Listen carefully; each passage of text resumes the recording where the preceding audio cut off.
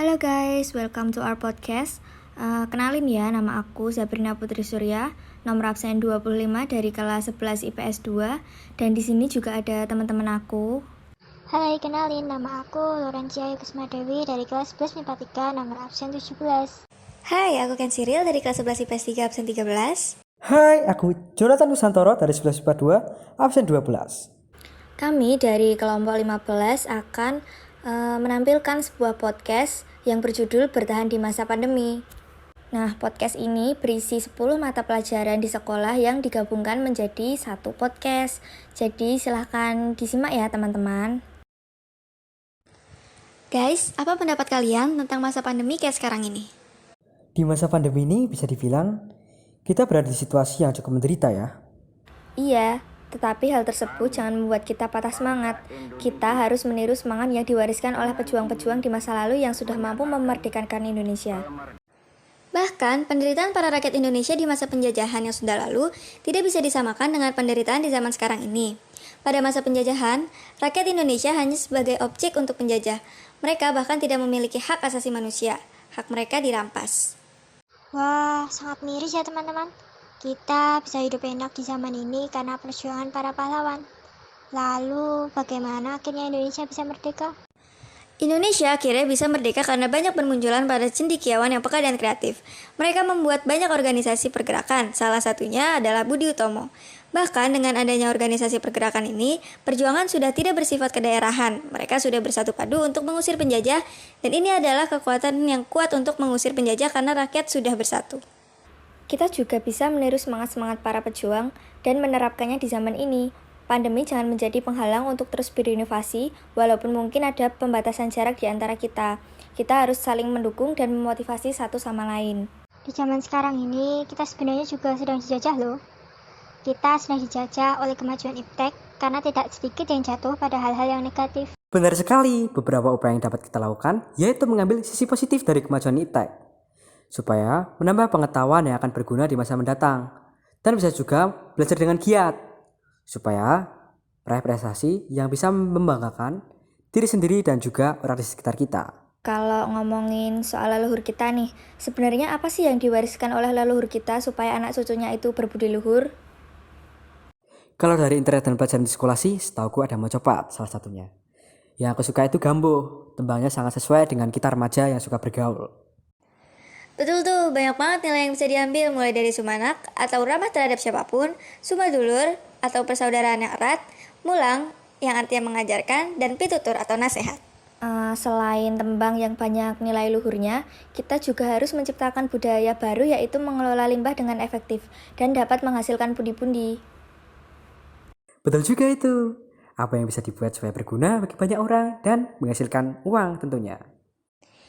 Aku punya ide sebenarnya untuk membuat tempat pensil dari botol bekas. Jadi gini cara pembuatannya. Yang pertama, bersihkan botol bekas terlebih dahulu. Lepaskan label air mineral yang terdapat pada botol tersebut. Lalu potong bagian atas botol, tetapi jangan dibuang terlebih dahulu karena bagian atas botol juga akan digunakan. Masukkan semua alat tulis seperti pensil, bolpen, pensil warna, dan lain-lain ke dalam botol. Selanjutnya, beri selotip di tepi botol untuk menempelkan bagian atas botol yang tadi digunting. Nantinya tempat pensil ini akan dapat dibuka dan ditutup dengan mudah. Tempat pensil sederhana siap untuk digunakan atau dipajang di rumah ataupun di kantor. Oh ya, di masa pandemi kayak gini tuh ada nggak ya pencatatan data tentang penduduk di Indonesia ini? Karena kan cukup banyak penurunan jumlah penduduk di Indonesia. Ini karena adanya pandemi saat ini. I've done an analysis of population dynamics based on the population census. Of course there is, especially regarding the declining level of health due to inadequate health facilities. In fact, population dynamics also have several factors that affect population density and storage. And the government should record population data of an area to find out if there are problems in terms of health, economy, education, and others can be resolved because of the record number of population data. Aku penasaran deh kalau di kota Solo ini ada nggak ya data penurunan atau kenaikan penduduk itu? Ada dong, kalau dari yang aku research di website BPS dan Wikipedia sih, kota Solo ini ada kenaikan penduduk dalam kurun waktu 10 tahun ini. Kota Solo tahun 2010 memiliki jumlah penduduk 500.211 jiwa, dan tahun 2020 memiliki jumlah penduduk 522.364 jiwa. Wah, kenaikan ya, lumayan banyak ya. Oh ya guys, akhir-akhir ini aku sering batuk-batuk setelah keluar dari warung. Apa karena aku terlalu sering menghirup asap rokok mas-mas yang ada di warung itu ya? Mungkin itu juga bisa sih, karena asap rokok mengandung sekitar 7.000 bahan kimia berbahaya, seperti karbon monoksida, hidrogen cyanida, dan benzena. Jika terpapar secara terus-menerus, asap rokok dapat menyebabkan kerusakan sel dan jaringan tubuh serta menimbulkan masalah kesehatan bagi siapapun yang menghirupnya. Iya, itu ada banyak kasus orang meninggal karena TBC, kanker paru-paru, dan penyakit sistem respirasi lainnya. Selain itu, racun rokok dapat menimbulkan kerusakan serius pada jaringan mulut dan tenggorokan. Bau mulut, gigi menguning, gusi menghitam, dan lidah yang jadi tidak peka terhadap rasa adalah beberapa efek yang paling umum cepat terjadi pada mulut akibat merokok.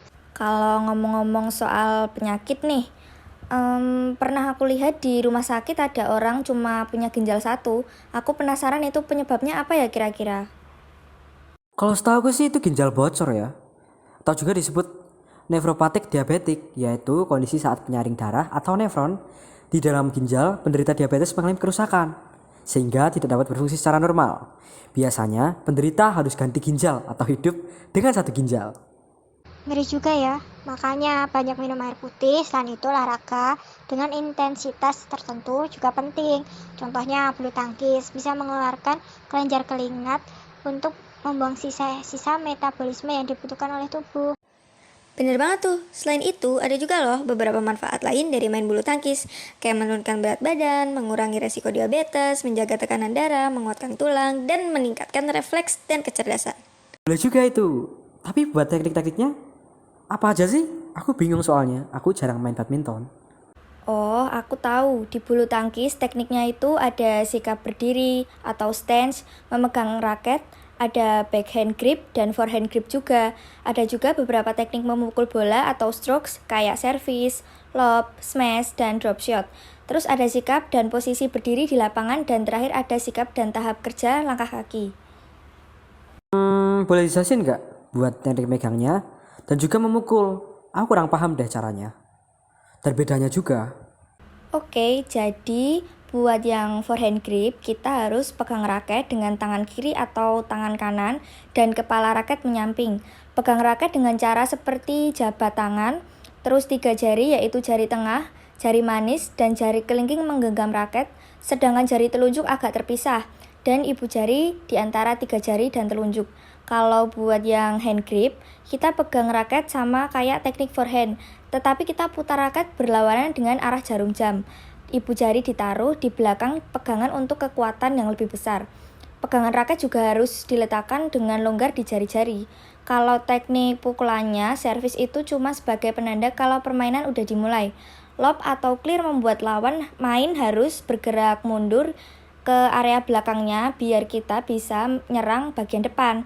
Smash itu serangan terkuat kalau dalam bulu tangkis, dan drop shot membuat lawan bergerak maju agar kita bisa menyerang tengah atau belakang. Kira-kira sih kayak. Oh gitu, oke. Aku jadi lebih paham sekarang tentang bulu tangkis. Aku jadi tertarik ini untuk main bulu tangkis. Buat olahraga lah di rumah, supaya di pandemi ini tetap sehat.